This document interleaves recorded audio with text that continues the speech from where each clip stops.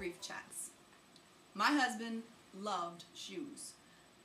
Philip owned shoes for all occasions and athletic events. Some were kept only for their sentimental value. To him, each pair either served a purpose or told a story, so there was no getting rid of them. This caused a serious storage issue. In addition to his side of the closet, he claimed the entire space under our bed. According to my husband, shoes could not be stacked, which meant the entire perimeter of the bed was lined with shoes. My shoes were piled in the closet in order to make more room for his. When Phil died, each pair of shoes became a reminder of something about him or about us that I missed. His favorite pair of trail shoes were still covered with dust from his last run, and they recalled the happy hours we shared running together on mountain trails.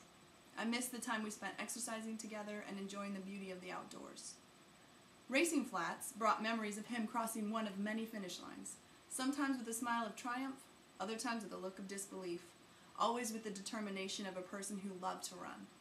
I missed his competitive spirit and the surprising heights to which he regularly pushed me. A pair of vintage Nikes were a particular favorite of his, causing more than one heated discussion when he pulled them out with his party attire.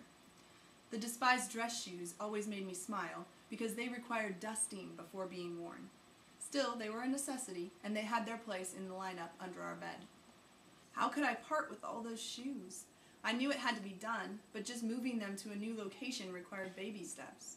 Each time I picked up a pair, I relived the story they told and put them right back where they were with tears in my eyes. This dilemma felt like an unsolvable puzzle. To not only let go of the shoes, but to do it in a way that would exemplify my husband's love for them.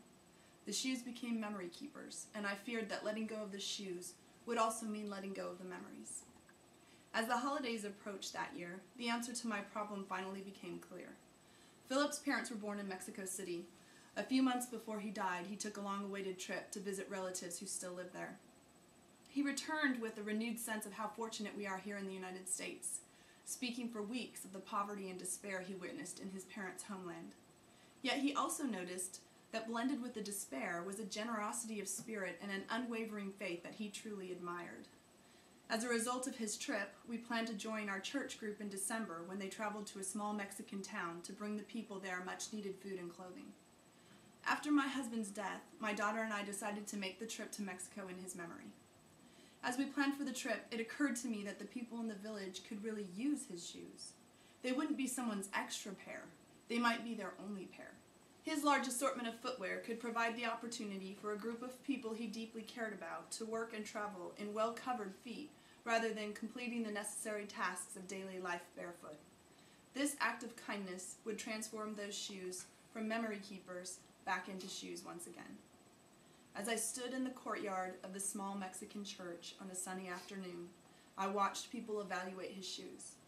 Each pair was measured, not for sentimental value, but for their size and practicality, with the benefits of one being weighed against another.